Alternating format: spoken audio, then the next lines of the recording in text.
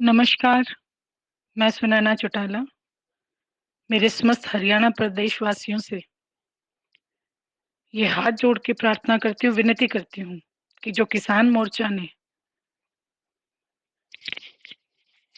जो निर्णय लिया है हाईवे जाम करने का, मैं उसका समर्थन करती हूँ और साथ ही साथ किसान भाइयों से, व्यापारियों से, मजदूर वर्ग से, कमेरे वर्ग से ये प्रार्थना करती हूँ कि इस निर्णय में आप सब लोग सहयोग दें, क्योंकि यदि अभी भी अगर हमारी आँखें नहीं खुली,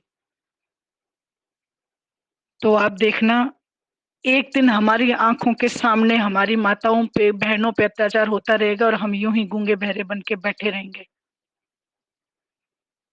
आप समस्त मैं कहूँगी कि हमें अपनी एकता, एकजुट होकर हमें ये लड़ाई लड़नी है, क्योंकि ऐसा कोई बिल्कुल ना समझें कि यदि केवल ये किसान आंदोलन है। ये किसान आंदोलन नहीं, ये जन आंदोलन है और हर जन-जन को इसका विरोध करना पड़ेगा, तभी जाके हमारे बच्चों का भविष्य सुरक्षित हो पाएगा। कभी टीचर्स के ऊपर, कभी स्टूडेंट्स के ऊपर, कभी किसानों के ऊपर, कभी महिलाओं के ऊपर, कभी व्यापारियों के ऊपर। कोरोना काल में मजदूर वर्ग पे जो अत्याचार, जो संवेदनहीनता इस भारतीय जनता पार्टी ने दिखाई है, आज उन सभी बातों को विरोध करने के लिए हमें एकजुट होना पड़ेगा, वरना जो हमारे राजा, जो शासक बैठे हैं, वो इतने घमंड में अंधे हो चुके हैं कि उन्हें कुछ दिखाई नहीं दे रहा है।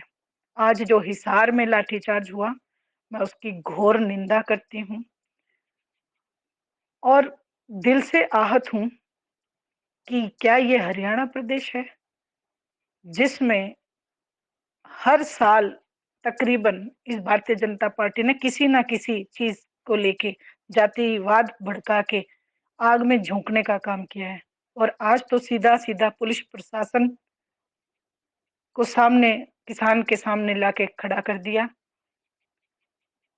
और बुजुर्ग मेरी माताएँ जो अपने बच्चों के लिए लड़ाई लड़ने के लिए आगे आ रही हैं, उनके साथ ये अत्याचार हुआ। जहाँ कोरोना में लोगों को इकट्ठा होने पे मनाही है, वहाँ आदरणीय खट्टर साहब जगह-जगह अपने प्रोग्राम करते घूम रहे हैं। क्या ये अराजकता नहीं? क्या ये लोकतंत्र की हत्या नहीं? क्या कानून सिर्फ लोगों के लिए बने हैं? और पुलिस प्रशासन से मैं ये कहना चाहती हूँ कि आप लोगों की ही हम माताएँ हैं, बहनें हैं, क्या आप लोगों का ये फ़र्ज़ नहीं बनता? मैं ये मानती हूँ कि आप सरकार के अधीन हैं, लेकिन आप लोकतंत्र देश में रहते आप एक ज्ञापन दें सरकार को कि स्थिति हाथ से निकलती जा रही है। हमारे सामने हमारी माताएँ, बहनें खड़ी हैं, हम उन पे लाठीचार्ज कैसे होने दें? हम उनको लहूलुहान कैसे कर सकते हैं?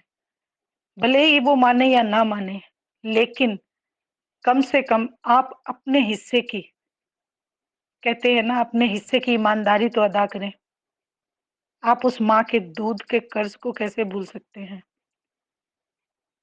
मैं खट्टर साहब से जितने भी इस भारतीय जनता पार्टी के लोग बैठे हैं, जितने एमएलए बैठे हैं, चाहे वो किसी भी पार्टी के हों, क्या आप लोगों का फ़र्ज़ नहीं बनता कि आज जब हमारे देश के नागरिकों के ऊपर, हमारे हरियाणा प्रदेश के नागरिकों के ऊपर, महिलाओं के ऊपर ये जो अत्याचार हो रहा है, क्या आप लोगों को आगे नहीं आना चाहिए?